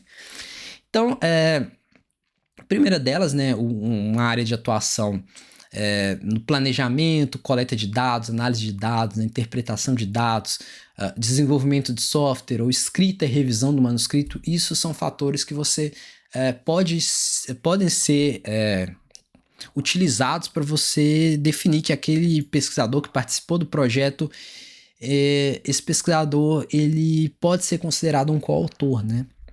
Então, qualquer uma dessas áreas, ela pode ser utilizada para se você definir que uma pessoa é coautora desse projeto de pesquisa, né? Se atuou em qualquer uma dessas áreas, ele pode ser considerado. E aí você tem outras áreas, né, que são obrigatórias, né? Então, todos os autores, eles têm que ler e aprovar o manuscrito, então você não pode incluir o nome de um autor que não leu e não aprovou aquele manuscrito, né? E outro fator muito importante, então, o coautor ele tem que aceitar ser responsável pelo conteúdo que está ali apresentado. Isso é muito importante, porque muitas vezes você pode ter autores que aceitam participar de um trabalho, né? E se você não leu o trabalho, então como é que você garante que aquilo ali está certo? Então você tem que ter um fator de responsabilidade. E essa responsabilidade ela tem que ser compartilhada entre todos os coautores, né? Então todos os coautores são responsáveis pelo que está escrito ali, né? Então você pode, por exemplo, um trabalho com muitos pesquisadores, né? Alguém por acaso incluir um texto lá que foi plagiado de algum lugar, né? Então, você tem que ser responsável por aquilo também. Então, todos os autores são responsáveis pelo que está escrito ali e por como a pesquisa foi realizada, né? É claro que você não vai saber de tudo que está ali, né? Porque tem muitas pesquisas que você vai ter alguém, por exemplo, na parte metodológica, você vai ter um especialista na parte metodológica que vai talvez seja só aquela pessoa que tem conhecimento no grupo de uma certa metodologia, né? Então ela que vai fazer a descrição, né? Mas aí você pode ler e acompanhar se aquilo faz sentido, então avaliar com o autor, conversar com a pessoa, né?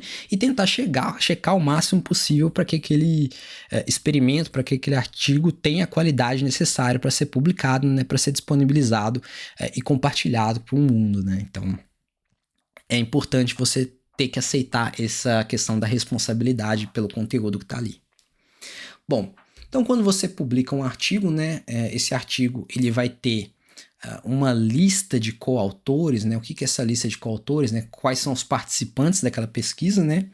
E aí você vai ter vários autores citados, né? E a ordem que esses autores tá é importante.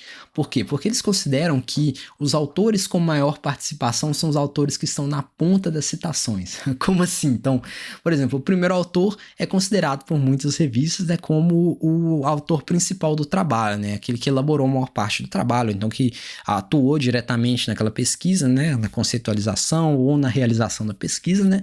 Mas você tem um outro ponto de maior importância, que é o último autor.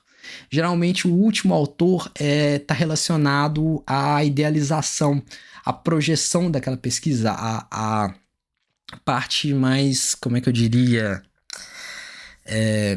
não metodológica, mas a parte de definições mesmo da pesquisa, né, de definição do método, né, então a parte de investigação daquela pesquisa, né, a gente até fala que o último autor ele é reservado para o PI, né, que é o principal investigador, né, o principal pesquisador, né. Em geral, em universidade a gente diz que é o último professor, que é o orientador do primeiro autor, né. E os trechos de menor participação seriam esses no centro, né? Por exemplo, pessoas que participaram, por exemplo, de discussões do trabalho, realizaram alguma metodologia específica da pesquisa, né? E que auxiliaram em outras etapas, né? Eles geralmente são incluídos no centro, né? Mas não quer dizer que eles não tenham uma grande importância, né? Só diria que, em relação ao trabalho específico, você considera que os autores nas pontas, né, são os com maior participação naquele trabalho, né? Então, aqui eu trago algum exemplo, né, de um artigo, né? Estamos falando aqui não de monografias, mas de artigos, né? Então, um artigo ele vai ter aqui o título do artigo e vai ter uma lista de autores. E quando você coloca a sua lista de autores, em geral você costuma colocar pelo último nome primeiro, né? Então, fulano da Silva, você coloca da Silva, vírgula, fulano. Aí você tem um outro autor aqui, Souza, Ciclano Souza, Maria das Dores, Deltrano Batista, né? Então, em geral, podemos dizer que o principal autor é esse aqui, ó, é o da Silva, né? O fulano da Silva. E o professor, o investigador, o principal investigador responsável por aquela pesquisa, né, que é o responsável por coordenar a pesquisa, talvez, né, seja o último autor, que é esse Batista, né, Deltrano Batista, né. E aí você tem aqui algumas coisas que você pode incluir, né? Quando você inclui isso no artigo, você define qual é a filiação de cada autor, né? Então, qual a universidade que ele está afiliado no momento daquele trabalho, né? Qual universidade, departamento, laboratório, né? Então, você vai descrever completamente isso aqui, né? A gente costuma colocar até CEP, cidade, país, né? E você tem algumas outras coisas que podem ser adotadas, né? Por exemplo, esse aqui, o mesmo nível de contribuição, né? Então, às vezes, você tem 2 autores, 3 autores que contribuíram igualmente naquele trabalho, né? Então, como é que você define qual que é o mais importante, né? Não tem como. Então, muitas vezes, você define até... A gente já teve casos que a gente definiu na sorte, para quem seria o primeiro, segundo, terceiro, né? E aí, uma forma de você descrever que todos esses autores eles contribuíram igualmente é colocando um símbolozinho indicando o mesmo nível de contribuição, né? Então, nesse caso aqui, o da Silva e o Souza tiveram o mesmo nível de contribuição. Eu já vi colocarem, por exemplo, também no último autor, né? O último e penúltimo autor foram 2 professores que colaboraram diretamente numa pesquisa, né? Então, eles ficam com o mesmo nível de contribuição, né? Então é uma forma de você descrever isso, né? De você deixar claro isso, qual foi a participação de cada um desses autores, né? Outra coisa importante para a gente encontrar e colocar é o chamado autor de correspondência, né? Então você define um dos autores, né? Coloca, sei lá, um asterisco nele e coloca, por exemplo, qual que é o e-mail de contato, né? Então, algum leitor desse artigo pegar, ler, olhar, ué, o que será que esse método tá fazendo? Então, às vezes você coloca, às vezes descreve uns dados, né? E aí você descreve que esses dados são disponíveis no lugar tal. E aí a pessoa vai acessar e saiu do ar por algum motivo, né? Então, é uma forma dos seus leitores entrarem em contato com você para discutir sobre a sua pesquisa. Então, você pode colocar seu e-mail ali, ok? Bom, como eu disse anteriormente, né, a ordem dos autores de um trabalho colaborativo, ela, em geral, é definida pelo principal investigador, né, da pesquisa, né? Então, geralmente, o que a gente fala que é o último autor define a ordem de autores, né? É importante você definir alguém para escolher isso, porque senão você pode ter muitos conflitos, né? Em alguns casos, você vai ter... essa importância desses autores pode dar certos problemas, né? Pode dar certos conflitos entre o grupo, né? Então, geralmente é o último autor que define isso, que é o principal investigador, né? Que é o responsável pela pesquisa. Em todo caso, né, toda equipe ela tem que concordar com essa ordem, né? Então é importante que o pessoal, os colaboradores, os coautores, eles conversem entre si e definam em consenso qual que é a ordem de um trabalho, né? A ordem de autores de um determinado trabalho, né? E aí uma coisa muito importante é que todo colaborador que realizou uma atividade essencial na pesquisa deve ser incluído como coautor. Isso é muito ruim, é muito feio você utilizar o apoio de alguém, utilizar o trabalho de uma pessoa para te ajudar na sua pesquisa, né, e você não incluir essa pessoa na publicação de um artigo, né? Então é considerado até uma ofensa muito grave na área acadêmica, né? Só que, às vezes, né, algumas colaborações, algumas ajudas no trabalho não são essenciais, né? São colaborações triviais, né? Apesar de serem importantes, elas não são suficientes para você incluir aquele autor como um coautor do seu trabalho, né? Muitas vezes a pessoa talvez... você pede para a pessoa, olha, lê aí para mim, diz o que você acha e tal. Não é uma visão muito... Não é uma contribuição que vai atuar muito, não vai mudar muito o trabalho, né? Então, às vezes, a pessoa pode ler e tal, falar, gostei e tal, passa umas sugestões mais simples, né? Então, essa palavra que tá errada e tal. E aí, não é uma contribuição suficiente para você incluir a pessoa como coautor, mas talvez valha a pena você incluir um agradecimento a essa pessoa, né? Então, muitas vezes, coisas também que a gente faz, por exemplo, eu quero implementar um experimento tal, num lugar tal, né, e tal, e aí você pede o apoio de alguém para te ajudar a conseguir a parte burocrática daquilo, né, então muitas vezes a pessoa te ajuda, isso não é o suficiente para você incluí-la como coautora, mas é uma coisa que vale a pena você colocar um agradecimento lá, então é uma coisa que ajuda muito, é uma coisa que vale muito a pena você fazer, né? Então a gente agradece também muito os órgãos de financiamento de pesquisa, né? Então, pessoas que nos auxiliaram diretamente, talvez até a pessoa que te auxiliou, eu preciso instalar esse software, me ajuda, então a pessoa te ajuda e tal. Então é uma coisa que vale a pena você citar lá no trabalho, né? Então, citar como uma contribuição importante para que aquele trabalho saísse, né? Então, é uma coisa básica, uma recompensa básica por isso, ok? Bom, voltando aqui ao trabalho, nós chegamos então na parte de palavras-chave, né? Então, quando você escreve seu trabalho, né, você definiu lá o título do seu trabalho, e aí você tem que incluir algumas palavras-chave relacionadas à sua pesquisa, né? São palavras mais citadas, né? Eu acho que vale a pena a gente citar isso, né? Então tem um exemplo aqui básico de uma pesquisa, acho que foi da minha tese até, né? Então eu cito aqui algumas palavras-chave que são importantes para descrever esse trabalho, né? E palavras-chave são importantes para indexação. E indexação é importante para que as pessoas encontrem o seu trabalho. E as pessoas encontrar o seu trabalho vão dizer que se o seu trabalho foi importante, né? Então essas pessoas vão ler esse trabalho, vão citar esse trabalho, né? E aí você vai conseguir reconhecimento, né? E com reconhecimento você consegue talvez produzir outros trabalhos, conseguir outras verbas para novas pesquisas, né? Então, e assim sucessivamente, né? Então, é importante a indexação do seu trabalho. Vamos falar sobre as partes de um trabalho acadêmico? Bom, agora eu quero entrar em mais detalhes sobre as partes de um trabalho acadêmico, né? Vamos falar sobre o corpo do trabalho, né?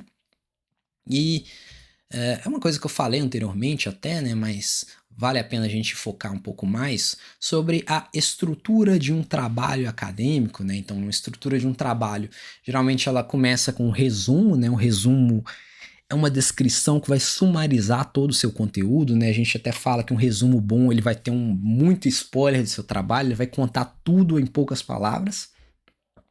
Ok? Então, para a pessoa, caso ela se interesse pelo seu resumo, ela vai ler todo o conteúdo. Então, aí no conteúdo que a gente começa a gente fala que é afunilar, né? Então, um trabalho geralmente ele começa com uma introdução, né? Introdução, geralmente você conta o contexto de uma pesquisa, conta qual que é o problema, o que outros autores fizeram, né? E aí você propõe sua solução lá, né? E aí tem a metodologia que você diz detalhadamente como que essa solução foi implementada, né? E aí você vai colocar nos resultados o que você obteve e o que esses resultados se diferem de outros resultados, o que é melhor, o que é pior, né? Então a gente sabe que nem tudo vai ser melhor, né? Então você tem que ser bem claro, bem sincero em relação a isso. E por fim você vai aplicar suas conclusões, né? Vai dizer o que você concluiu, o que você espera fazer no futuro, né? E aí no final você vai incluir as referências, né? Que é onde que as pessoas vão poder encontrar aquilo que você falou, né? Aquilo que você apresentou no texto, né? Todas as citações que você incluiu no texto. Bom, vamos entrar em mais detalhes, né? Só lembrando aqui que em geral, né? o resumo, a introdução são coisas mais generalizadas, e quando a gente vai entrando na metodologia e resultados é uma coisa mais específica, né? Para depois, para a conclusão, a gente voltar para uma coisa mais generalizada também. Então, você afunila de um lado, mas depois você desafunila do outro, né? Bom, falando então sobre o resumo, né? O resumo ele vai descrever todo o trabalho de uma maneira muito concisa. Então, escrever um resumo bem escrito é bem complicado, né? Então, quando você escreve um resumo, você não pode esconder nada. Então, o resumo tem que estar tudo ali.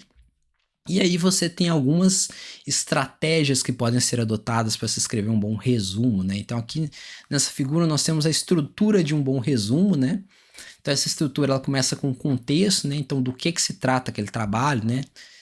Ela tem que apresentar um problema, né? Então vai descrever o que está errado, qual que é o problema da área, né? E aí você vai entrar com a sua proposta. Então, nesse trabalho nós propomos tal, aqui nós apresentamos tal, qual que é a sua solução para aquele problema, né? Como que você espera resolver aquilo, né? E aí, em seguida, nos resultados, você vai perguntar como que você...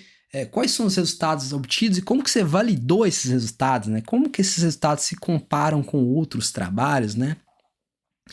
E aí, quais são as implicações desse trabalho, né? O que ele trouxe de mudança para o campo? Qual que é a contribuição dele, em geral, para o campo de pesquisa, né? Eu ia falar para a sociedade, né? Mas muitas vezes, muitos trabalhos, eles apresentam apenas pequenas contribuições para o campo de pesquisa, né? Que a ciência é assim, você vai contribuindo aos poucos, né?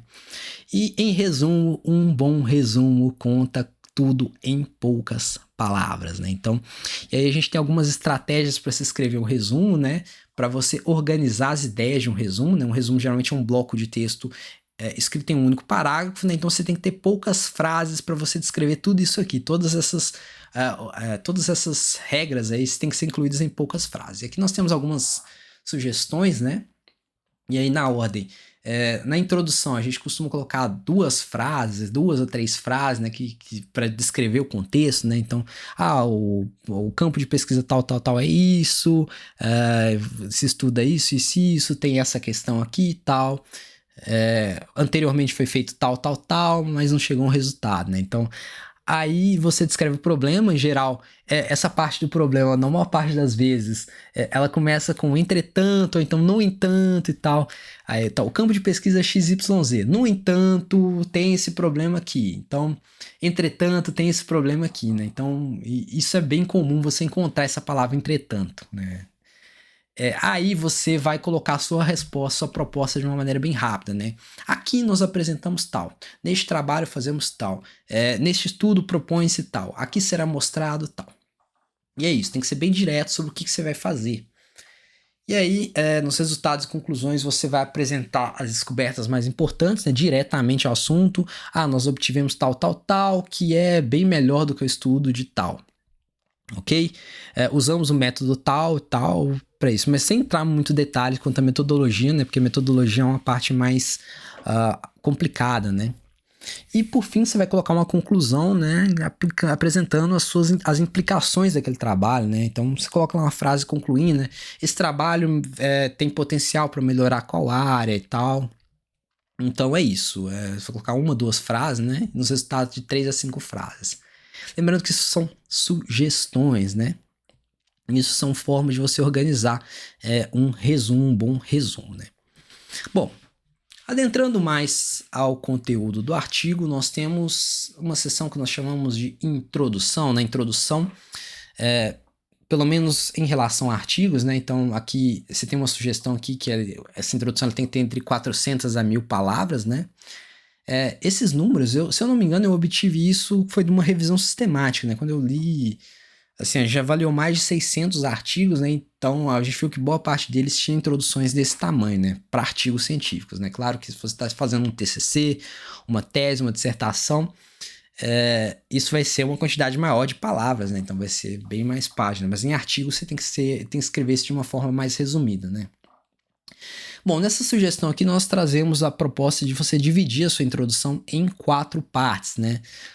Uma breve contextualização do estudo, né? Então, do que se trata aquele estudo, né? Qual que é a área que está sendo abordada e tal. Uma descrição de um problema, né? Que ainda não foi solucionado, né? Então, você apresenta uma lacuna, né? um problema em si, né? Uma coisa que não foi resolvida ainda, ok? E aí, aqui que você difere da introdução do resumo, né? Porque na introdução você descreve mais o estado da arte, né? Então, quais são as soluções que foram propostas por outros autores, né? Então, outros autores abordaram tal, mas aí você tem que ressaltar problemáticas desses outros estudos, né? Por que eles não conseguiram resolver por completo o problema?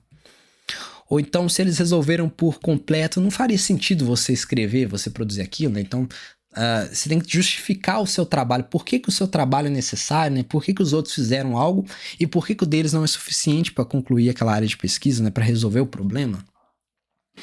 E aí, por fim, na sua introdução, você tem que apresentar rapidamente a sua proposta, né? Descrevendo o que você vai fazer, né? Neste estudo será apresentado um novo método para tal. Por que você vai fazer aquilo, né? Justificativa, né? Não precisa entrar em muitos detalhes sobre como você vai fazer, porque vai ter uma sessão só para isso, e esta sessão é a sessão de materiais e métodos, né? Bom, nesse caso a gente está falando de artigos, né? Mas em relação a teses, a dissertações, a TCCs, né? Você pode dividir a introdução em duas formas, né? Então você pode ou separar ela do referencial teórico ou unir ela ao referencial teórico. Nesse caso aqui, ó, eu estou unindo ela ao referencial teórico, né? Nesse caso, por exemplo, contextualização você está incluindo... vai incluir aqui referências aqui dentro, vai incluir o problema, vai incluir o estado da arte, tudo você tem que trazer referências e descrever de uma maneira única, numa sessão única, tudo isso. Então, isso é uma forma de você construir a sua introdução. Outra forma é você separar a introdução do referencial teórico. Ou seja, na sua introdução você só descreve o problema focando mais nas suas palavras, né? Focando mais na qual que é a área de estudo e tal. Nessa área de estudo, área de pesquisa tal, você, foi feito isso e isso e tal, o que a gente espera fazer e descrever de uma maneira separada a introdução do seu trabalho. E aí o referencial teórico, que é a parte com as referências mais pesadas, né? Ou seja, onde você descreve o que foi feito, o que é a área, você descreve com mais detalhes, você deixa separado. Então, nesse caso, você estaria separando sua introdução em duas partes. Ou seja, uma introdução inicial, que é mais rápida de ser lida, né? Para os seus leitores já lerem, entenderem o contexto geral da pesquisa, né? E o referencial teórico, a qual eles vão poder ler e rever o que você falou anteriormente, mas com mais detalhes, com mais informações de outros lugares que eles possam obter essas informações. Então, são duas estratégias válidas para você escrever a sua introdução. Ok? Você vai utilizar a maneira que você achar melhor, ou então utilizar o que é mais utilizado no seu grupo de pesquisa, ou então para o local onde você vai submeter esse trabalho, né?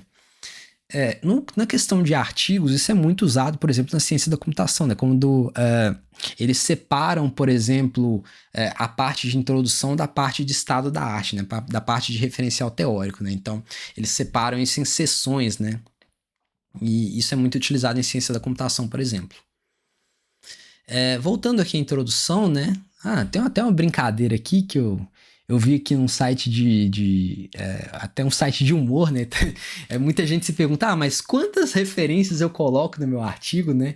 Então fizeram uma pesquisa sobre isso, né? Pegaram vários artigos e contaram quantas palavras tinham, né? E definiram até uma fórmula para definir quantas referências tinha um trabalho, né? Então, não é para levar a sério, né? Mas é bem legal porque ele utiliza dados reais, né? Então eles perceberam que, por exemplo, em trabalhos da área de ciências biológicas, por exemplo, um artigo, ele tinha, em média, 25 mais 1,64 vezes o número de páginas sobre 1000, né? Então, tem até uma equação exata para você definir quantas citações tem em média, né? Total de referência, por exemplo, um texto com 20 mil palavras, ele apresenta mais ou menos 59 referências, né? Então, tá aí um número, não é obrigatório, isso é só uma brincadeira, tá, gente? Mas isso são dados reais, tá? Então, assim, você deve utilizar como citações a quantidade de citações que você julgar necessário para o seu trabalho, para explicar todo o estado da arte da sua pesquisa, né? Então, deve-se levar isso em consideração. Mas, assim, não, você pode escrever coisas com base na sua própria perspectiva do campo, né, mas sempre considerando referências, né, e assim, adicionar de acordo com o gosto, né, de acordo com o que você achar aceitável, né, então vai variar muito de trabalho para trabalho isso, ok? Bom, na escrita da introdução aqui trago umas últimas dicas básicas finais, né? Então, escreva o máximo de informações com a mínima quantidade de palavras, né? Então, é uma regra importantíssima se sempre escrever de forma clara e concisa, ou seja, conciso é muito importante. É muito importante você não escrever coisas, não enrolar no seu texto, né? Então, muitas vezes a pessoa acha, trabalho acadêmico tem que ter muitas páginas, tem que ter muito texto. Não é assim. É sempre escrever o máximo possível com a mínima quantidade de palavras, ok? Sempre direto ao assunto. E a gente até fala que é sem enrolação e sem encheção de linguiça, tá? Então, evitem essa questão de encheção de linguiça, evitem escrever coisas desnecessárias. Escrevam só o que é necessário para descrever bem o tema, né? E escrever o máximo de informações possíveis com o mínimo de palavras, ok? Outra dica aqui é uma informação por frase, né? Então evitem frases longas, né? Eu conheço gente que escreve parágrafos, escreve uma página inteira só com uma frase e vai separando tudo com vírgula, e aí na hora que você vai ler isso fica muito complicado porque você tem muitas informações conectadas, né? Então sempre não, né? Sempre que possível, né? Na maior parte das vezes, opte por escrever de uma maneira mais simplificada, opte por escrever usando frases curtas, usando frases mais simples, né? Geralmente frases entre 10 a 20 palavras, né? Muitas vezes são recomendados, né? Até para algumas ferramentas, né? Isso facilita tanto para você, na hora que você tá escrevendo, de evitar de escrever errado, quanto para os seus leitores na hora de ler, né? Então, frases mais curtas vão facilitar a leitura e a compreensão do seu texto, porque o importante não é a escrita, né? Então, o importante é a compreensão do método e a discussão da parte científica, ok? Então, essa é uma dica básica. Bom, voltando ao nosso trabalho, né? Então, nós temos aqui num trabalho acadêmico nós temos a seção de objetivos, né? Essa seção não é presente nos artigos, né? Ela é mais presente em monografias, né? E, em geral, nós dividimos essa seção em duas subseções, né? Uma seção com objetivo geral, em que você coloca um parágrafo que você descreve bem a sua pesquisa, né? Qual que é o objetivo geral da sua pesquisa, né? Uma frase única com o objetivo da pesquisa, né? E uma outra subseção com os objetivos específicos, né? Muitas vezes os objetivos que você espera concluir para a realização desse objetivo geral, né? Então, geralmente são subtópicos, né? E alguns desses objetivos são necessários, não estão diretamente relacionados ao tema, mas eles podem ser necessários para a conclusão, para que você chegue a ter esse objetivo geral, né? Então, é importante você descrevê-los aí, né? E é importante que muitas vezes a pessoa promete coisas aqui nos objetivos específicos e não cumpre, não mostra nos resultados. Então, todos os objetivos que você apresentar aqui, eles têm que aparecer na seção de resultados e discussão. Tem até uma recomendação que é de 5 a 10 tópicos, ok? Bom, chegamos na seção de metodologia, também conhecida como seção de materiais e métodos, né? Então, nessa seção, você vai fazer uma descrição em detalhes do que você fez, né? E essa descrição ela tem que ser feita de modo que outras pessoas consigam reproduzir o trabalho. E aí, aqui nós temos uma coisa importante, porque se você for descrever em detalhes, sua seção de metodologia pode ficar gigantesca. Então, por isso que você vai evitar informações triviais. Eu dei um exemplo bem básico de informações triviais, como, por exemplo, você utilizou o software X para executar o seu experimento, ok?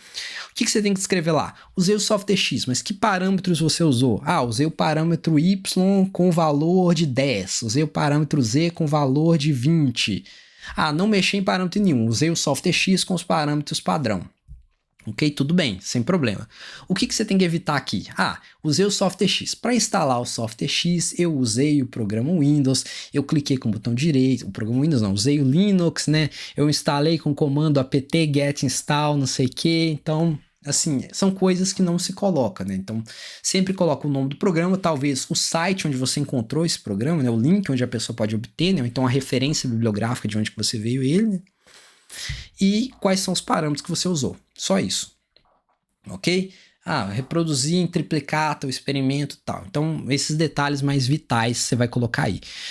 Informações triviais, informações que não são muito importantes, você deve evitar nessa sessão, ok? Coloque de modo que a pessoa consiga reproduzir, mas evitando coisas básicas, né? Bom, chegamos então na sessão de resultados e discussão, nessa sessão que vai sumarizar os principais achados da sua pesquisa, né? Então, você tem que diretamente apresentar os principais resultados dos seus experimentos, né? Colocando uma descrição generalizada do que você fez, né? Para relembrar a metodologia, né? Então, no experimento tal, nós fizemos isso, por que você fez isso, né? E nós encontramos o resultado tal, ok? Sempre direto ao assunto, sempre referenciando o que foi feito, né? Escrevendo o que foi feito, qual o resultado obtido, por que você fez isso, o que você esperava, talvez, né? E aí nessa sessão você vai incluir gráficos e figuras originais, tá? Nada de pegar coisas de outro trabalho e colocar aí. A não ser que você esteja pegando coisas de outro trabalho para comparar com o seu resultado. Aí já é outra coisa, aí é importante. Por quê? Porque na sessão de resultados você tem que discutir os seus resultados e discutir por que eles são melhores ou por que eles são piores do que resultados obtidos em outros trabalhos. Ou por que eles são únicos, talvez, né? Isso é importante você falar. Então, sempre nessa sessão, incluir gráficos e figuras próprias, né? E comparar os seus resultados com o trabalho de outros autores. E aí, nessa sessão, você também vai discutir pontos positivos do seu trabalho e também falar de pontos negativos, né? Falar sobre vieses que você pode ter detectado na sua pesquisa, né? Problemas que talvez você não tenha conseguido resolver, né? É importante sempre ser claro com o que você fez, sempre ser claro com a sua pesquisa. Por quê? Porque outras pessoas podem tentar reproduzir isso, podem encontrar problemas, né? Então você tem que ser claro, a ciência é sempre assim, é sempre referenciar diretamente, dizer diretamente o que você fez, por que você fez, o que você encontrou, quais são os problemas que você encontrou, né? Então o importante é sempre descrever o método, o processo que você teve, ok? Por fim, né, ao final, depois que você discutiu, comparou com outros resultados, né, você vai incluir a sessão de conclusão, né? Essa sessão está presente tanto em artigos quanto em monografias, né? E geralmente e preferencialmente, né, nós incluímos a conclusão em um parágrafo único, né? Dizemos diretamente o que foi feito, né, quais foram os resultados, né? Quais são as principais implicâncias desse trabalho? Esse trabalho vai ser útil para não sei quem, vai ser útil para qual área de pesquisa, né? Deixar isso claro, né? Relembrando os principais achados do seu trabalho, né? E aí, por que muitas vezes alguns trechos vão ficar repetidos, né? Porque quando a gente está lendo artigos, a gente tem uma etapa que a gente chama de leitura dinâmica. Muitas vezes, quando estamos fazendo revisão sistemática, né? Que a gente tem que ler 600 artigos, né? Não dá para ler tudo, né? Então, muitas vezes o autor, ele pega e lê partes do trabalho, ele lê o resumo, ele lê a introdução e algumas vezes ele lê dá uma olhada nas figuras e pula para a conclusão, para depois definir se o artigo vale a pena ser lido de novo. Aí ele vai ler tudo, né? Então, muitas vezes você pode falar de forma resumida de coisas que você falou anteriormente, mas sem ficar repetindo tudo com as mesmas palavras, só relembrando o que foi feito, né? Então, a conclusão é isso, é você concluir de forma direta do seu trabalho. Talvez em artigo você pode colocar na conclusão uma perspectiva para o futuro, né? Uma perspectiva sobre coisas que você pode fazer, né? Em trabalhos de monografia você pode incluir uma subseção própria para isso, né? Ou você pode simplesmente colocar na conclusão também, né? Então é isso. Então a conclusão é isso, né? E aí a gente tem as referências, né? Então todas as referências citadas no texto, elas devem aparecer aqui, né? E toda citação que aparece aqui deve ser citada no texto. Então, nada de colocar uma referência que você acha bonitinho. Olha, esse autor é legal, vou colocar aqui. Mas você citou ele no texto? Então, tem que ter aqui, né? Então, a gente tem até uma norma BNT aqui, ó, definida. Pesquisem depois essa norma, né? Para ver como vocês podem incluir essa citação, né? Mais para frente eu vou falar sobre como que nós podemos construir essas referências, né? Então, a referência é um pouco chato você configurar manualmente, né? Mas você tem ferramentas que te auxiliam nisso, né? Então, você tem o Zotero, você tem o Mendeley, você tem o EndNote, né? Tem várias ferramentas, né? E nós vamos falar mais para frente sobre o Zotero, que é uma ferramenta que eu gosto muito, né, em especial porque ela é uma ferramenta com uma boa interoperabilidade, né, então se você trabalha com Windows, com Linux, com macOS, com vários programas, eles funcionam muito bem com o Zotero, por isso que eu gosto muito dessa ferramenta. E é uma ferramenta gratuita, né, para a maior parte dos estudos, então eu recomendo que você possa utilizá-la, ok?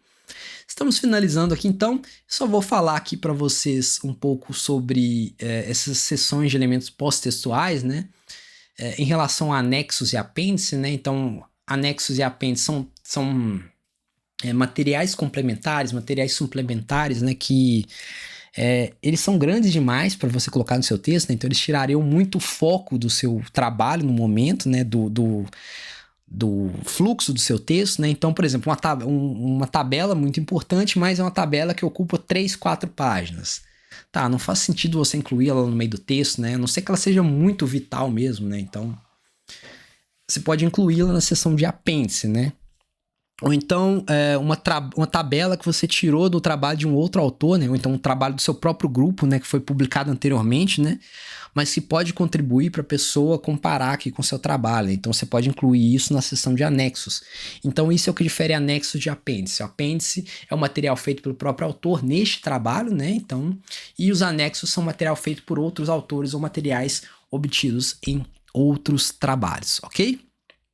Então, isso aqui foi a nossa sessão de anexos e apêndices. Nós falamos de uma maneira generalizada sobre as partes de um trabalho acadêmico. Bom, por fim, eu quero iniciar essa questão do gerenciador de citações, né? A gente falou de referências bibliográficas, né? A gente falou que tem algumas regras da BNT que podem ser utilizadas para incluir, né? Mas não apenas regras da BNT, mas você tem várias regras de citação, né? Então, dependendo do periódico que você está submetendo o seu trabalho, então eles vão ter regras diferentes, né? Então, uma solução para a gente é utilizar um gerenciador de citações. E um exemplo é o Zotero. E o Zotero, ele é um programa que ele é definido, ele é dividido em 3 principais partes. Você vai ter o Zotero, né, que é a ferramenta principal, mas você vai ter um plugin no navegador, né, que vai te ajudar a encontrar referência. Olha, estou navegando num site aqui, olha que referência legal. Em vez de você anotar manualmente essa referência, você vai ter um plugin lá, você vai ter um botão no navegador que você clica, ele imediatamente já pega todos os metadados daquele artigo, já guarda para você e já prepara para você usar no seu artigo, né? E como que você usa ele? Por meio do plugin no editor de texto, que é a terceira parte aqui, ó. E esse plugin, ele vai permitir que você leia as citações que você tem na sua base de dados, inclua no seu texto, automaticamente ele formata tudo para você. Então o Zotero é fantástico para você gerenciar citações, né? Então o Zotero funciona bem em vários sistemas operacionais, né? E você tem plugins para vários navegadores, né? Como o Chrome, o Firefox, etc. Ok? Então você pode obter o Zotero nesse link aqui, a gente vai falar mais sobre ele mais à frente. Bom, pessoal, então essa foi a nossa aula sobre escrita científica. Eu espero que essa aula tenha sido bastante proveitosa. Eu usei várias citações, né? Algumas citações que foram apresentadas, que elas tinham a referência logo abaixo, né? Mas em alguns casos talvez pode ter passado alguma coisa batida, mas todas as citações dessa apresentação elas podem ser encontradas no Manual de Escrita Científica, Teoria e Prática, né?